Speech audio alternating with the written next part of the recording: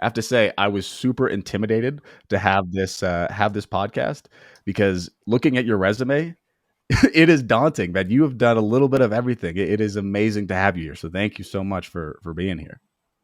You know what that's about, Justice, right? That's being old. You know, Well, you can do a lot of things when you're old. well, I'm excited to learn from you today. So we start with this kind of cape you exercise. So I'll kick us off. It's one thing about your younger self, one thing about your culture, and something unique about you. So I'll start. One thing about my younger self is when I was really young, just learning how to speak. I really liked Winnie the Pooh, apparently. And when Winnie the Pooh said "ta ta" for now, there was an umbrella that Christopher Robins would hold. So I thought umbrellas were called Tata. So I would call umbrellas Tata for now, which really, really confused my parents. But that's something about my younger self.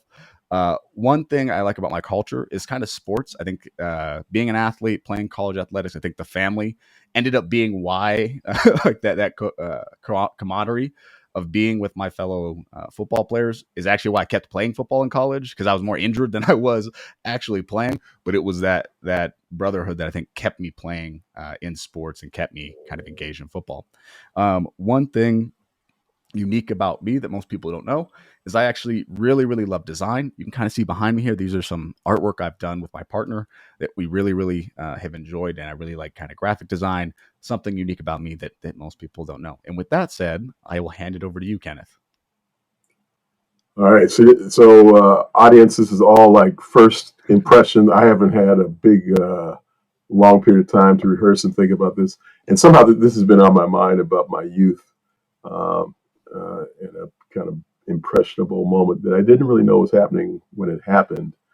But my brother and I, and actually the Ajais, Eric and Franklin Ajay, we integrated this elementary school in LA.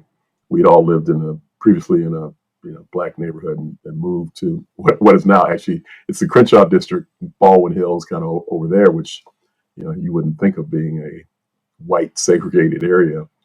But I remember going or planning to go on a play date with a kid, I guess a second grade or so, and um, it never happened.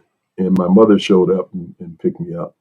And years later, she told me, my mother, that what had really happened, and my mother had the foresight and was kind of the protector in this way throughout her life. My mother said that she had a feeling something would go wrong, and she saw the kid's mother see who I was, get her kid in the car and drive off, and I would have been left there alone. Didn't it's not really impact. It was kind of a mystery to me what happened. Yeah. My mother shared that with me some years later. So that's one. Wow. Thank you for. Is there a couch somewhere I can lay down on That and was tell these amazing. stories? Thank you for sharing. I think that's like that. Those type of stories. It reminds me of a lot of the stories my grandpa would tell me about growing up. He drove the bus after he graduated high school, like for the other kids. Like he drove the bus Yeah. to and from school. I think. Thank you for sharing that. That's awesome. Wow. So culture, if I got the question right, Yeah. um, barbecue. I'm like a big, and this kind of blends into the next question. I'm a big barbecue fan, but this is kind of my parents are from Oklahoma, Arkansas, and Texas. My father actually was born in Texarkana, so he claims both states. So barbecue was always a big part of our life in LA. He actually built at the two homes we had in LA, two different homes, brick barbecue pits. So that's always kind of a big part of what we do, and it's a you talk about the sport as a, and I could have, I didn't want to steal your sports thing, but I could have used sports as a way that I really stay connected with people I've known for years. But there's a whole core of people that I've barbecued with and invite for barbecue, and that's something that we do. And I am that guy. You wonder when you get way on the far end of cable and there's all these barbecue shows. I am the guy that will sit and watch some of those. For some of you people watch Gunsmoke or MASH, and I will sit and watch barbecue shows. That's So fantastic. so that's that one. Now, what the third one? Something unique about you. Yeah. Something people might not know exactly. Something unique about me. Well, you gave all that glorious stuff about me. Um, Yeah, I'm thinking of two different things, but I'll give you one that definitely is impactful, and maybe it could have been the answer for the first question too. Um, I took back in my day, you would take driver's training in high school. So I'm at high. So I've got elementary school now. I'm gonna do high school. And you used to do it. In this case, the actual driving in the car was on Saturday mornings, and there were some kids from some other schools that would come to our high school, Dorsey High School, to do this. So one Saturday, one of the kids that was normally in the car didn't show up, Hmm. and when I got home, my mother shows me the newspaper and says, isn't this the kid that was in your car?" And this kid, uh, Robert Blue, actually was one of the first kids uh, killed by the Crips, like kind of the modern era Crips in 1972, over a leather jacket. Um, the story is a little bit unclear whether or not he wouldn't give his up to these guys, or he was trying to protect another guy. But yeah, he got killed, got stomped to death, and that was I think we were in the 11th grade. It was like a life changing moment in terms of the way we would kind of move around the city of LA, which was in the early 70s was certainly a car city, and we would move around a lot. We used to wear, until that moment, leather jackets. All that kind of, it's kind of early Panther kind of time, but we stopped wearing those because that became kind of a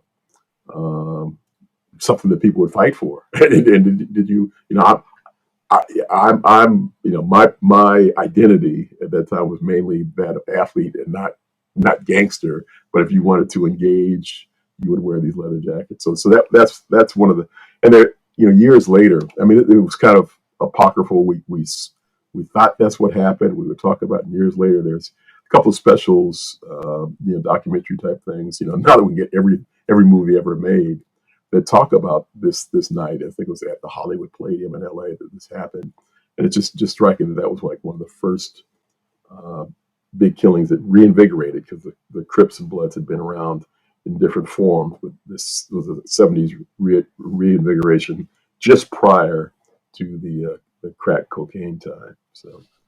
Wow. Um, so Thank you here for sharing. those are my stories. No, thank you for sharing. That's amazing. Like I think our listeners and our viewers especially will be blown away by that. That is awesome. I do think it raises an interesting question of what you just said that maybe we can dive into first, which is Sure.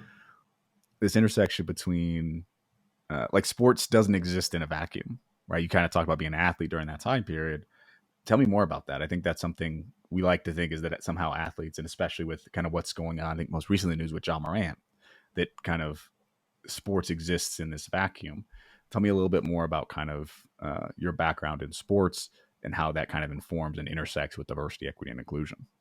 Yeah, I hadn't even thought about it like that. It's the first time I've thought about my life in conjunction with John Morant. But um, it is. I do think about this kind of transition period. I mean, I talked about when I'm in elementary school, we moved into this white neighborhood, and almost overnight, white flight occurs and it becomes this black neighborhood, the Crenshaw district.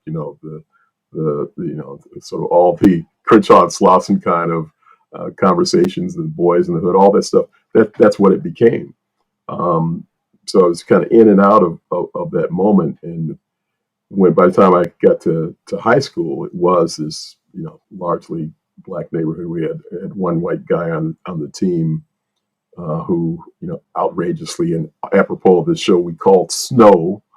How inappropriate is that? But these are kinds of things you look back on. So what were we thinking of? Why did we think that was right? And Snow may have actually been his name, though. That's the one thing I keep holding on to, and nobody seems to be able to reach to that.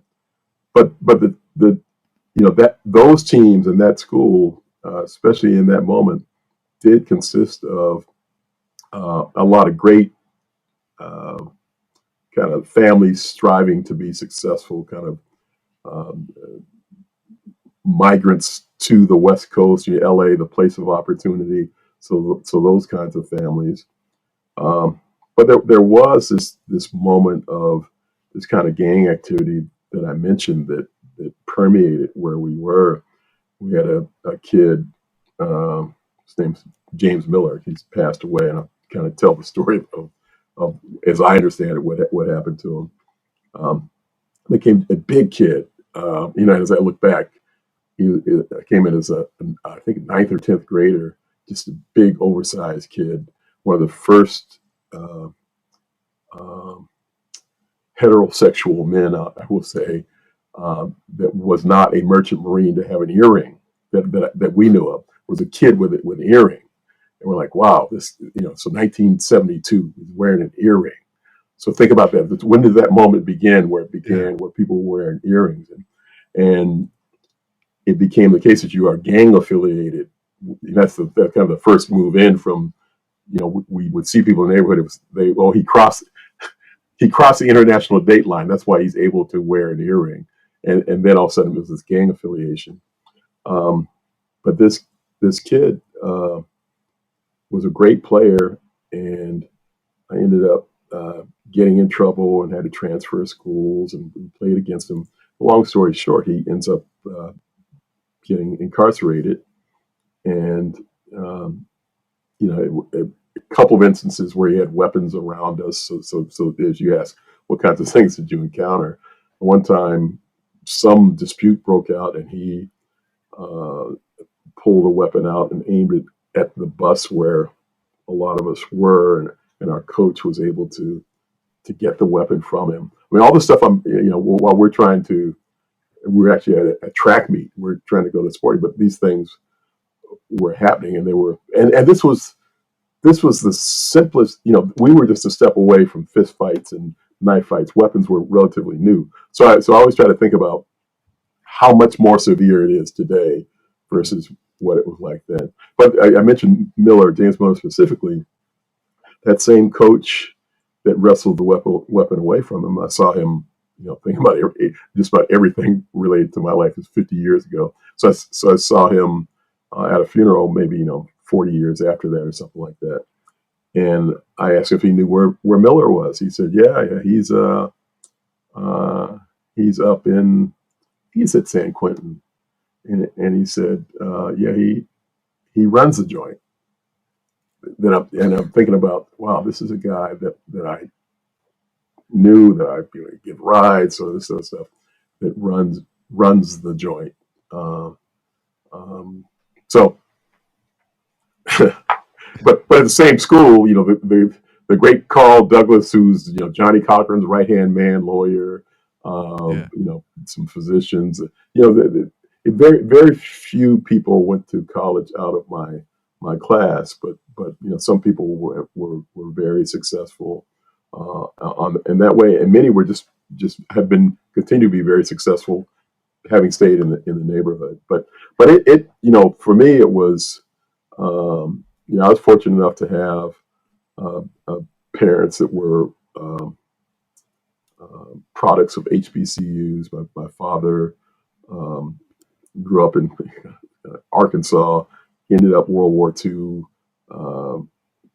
I guess he was one of the beneficiaries of the GI Bill, which we now know many African Americans were not able to capitalize on. Goes to Johnson C. Smith, and then determines that he wants to go to medical school and goes to Meharry. So he has this amazing kind of trajectory. I have carried with me, found after his death, this letter where after he graduated from med school, he applied for, after an internship, a residency at People's Hospital in Akron, Ohio. And the letter, again, this is relevant to the show kind of historically, 1951, the letter says, "Dear Dr. Shropshire, we're glad you applied here, but as you surely know, we do not hire Negroes. And when we do begin to hire Negroes, it will be those who are trained in our programs." So we found this in the garage after he passed away, kind of stored away with some other stuff. We assume he got some other letters like this. He saved this as the example, because he ended up going back into the military for the rest of his training, because that apparently was one of the few places where he could do so. So um, It's uh, I really appreciate you sharing that story because I actually shared one recently on my LinkedIn. It'll probably be some days since when this podcast comes out for our listeners, but it's a story that my grandfather shared with me when he was young, uh, and he was very sick, and he had to go to the hospital. That's what you do when you get sick. He right, was in Oklahoma, and they go to the hospital, and he's not allowed to go to the front door. Can't go to the front door, so you have to go around to the back of the hospital in order to get into this hospital. And he tells a story of when he goes into the hospital, he has to walk down this stairwell. He starts walking down this long hallway. And people get sicker and sicker. And of course, they're all black people. They right. get sicker and sicker. And it gets to the point where he passes out. The next thing you know is he wakes out on the front lawn. And I think it's such a, Hmm. a powerful message with what you just shared. I think it just reminded me of that there is uh, this larger conversation to change it to kind of like what can be done about this, about access and opportunities, right? That Yeah, what are the tactical things that we can do and organizations can do when they hear these stories of how do we translate that into action? How do we give people the access and opportunities? I think it also aligns itself really well with the story you told earlier about that gentleman you knew who's in San Quentin now, right? Like, what was the difference between access and opportunities that he was afforded versus others? Or is it just the decisions he made? I think it's a complex conversation. Obviously, there's not one answer, and we can't just raise our hands and say, oh, if he would have had this, it would have completely been different. yeah, But I'd yeah. love to get your thought on this, on, what is that? How can companies look at this in a complex lens and come up with things to move tactically forward, especially when a large portion of the Black community have these type of experience, is especially with the medical field, right? Right. There is this level of distrust. You think of, um, I'm trying to think of that experiment. I can't think of the name off Oh, the the top of my head. Tuskegee. Yeah, Tuskegee. Yeah, like so. These are things and stories that were our grandparents, were people that we could reach out and touch, or sat on their laps. yeah, yeah. Well, it definitely has to be intentional, right? This is, I mean, the severity that you're talking about with your grandfather and I'm talking about with my father is different, and the blatant nature of it doesn't happen with the same frequency. Although, as we're recording this, we saw the three Tennessee legislators um, that were protesting, and the two that got kicked out were the two African Americans, and the white one remains. So there's a moment where we see, and all you can do is pause and say, okay, now there's got to be some other reason. Give me a further explanation. Where Yeah. my father and your grandfather, there was no further explanation even sought. It was, this is the way that it is. So what I tell everyone to do, because I've been blessed to have the opportunity to hire people and have teams of people that I have to build, and I have to ask myself, if I'm hiring all black people, well, am I somehow, should I work on my diversity? And there's a sociological kind of complex to that too, is that people of color tend to go overboard the wrong way in terms of making sure they are being diverse. So when I see myself building a team and I say, oh, I've got three black people and nobody else, maybe I need to think about what I'm doing. But the idea that you have a moment of consciousness about it, the idea that you uh, do not think that you are the one who has that miracle moment, who is colorblind. You're the one. It has finally occurred that I'm the one that's born and blessed not to have the ability, or to be deprived of the ability, to see differences in people. So it is. How do you incorporate that thinking to make sure that the positive is occurring and that you're not inflicting the negative? I think that's such a great point, and just want to make sure I'm capturing what you're saying. It's kind of that consciousness versus policy, and sometimes those things aren't the same, because I imagine the hospital maybe had a policy: we don't hire Negroes. Right. That doesn't mean you can't have a moment of consciousness to think about, is that right? Is it right that I take the Socratic oath as a doctor, but when someone comes to my hospital, they can't come in through the front door; they have to go around through the back, right? That policy and that consciousness can be different things, and policy doesn't always reflect what is moral or what's right. Well, first of all, you're going to make me try to figure out, is it Hippocrates or Socrates? Which oath do they take? They take one oath or the other. I know the Socratic method, and there's some kind of oath. You're right. It's not the But that's number one. but yeah, yeah, we all need to step back more. I've been thinking a lot. I've got to do a kind of employee review thing that's especially now we're moving so fast that it's okay. And this is the old guy saying this, but it's okay to pause for a moment and go through that checklist in your head and say, okay, have I thought about everything? And am I making sure I'm not doing something that's negative in that kind of way? I mean, the best way to do that. And when I was at Arizona State, I had a team of I think 15 people or so, and the consciousness that I had in building that team, because I am, I am the worst, getting better every day at respecting people's pronouns. I am the third worst at talking about people who transition and how to properly reference them. I am the worst at making sure, and I'm the most critical of. This one I'm not the worst at. I'm the most critical of people that will just use the phrase minorities or people of color, underrepresented minorities, kind of or diversity alone, kind of the ways to soft address issues rather than say what you mean and address the issues at hand. But I think we need people around us that are engaging on these issues and that we're not taking the easy way out on what's so important at this time.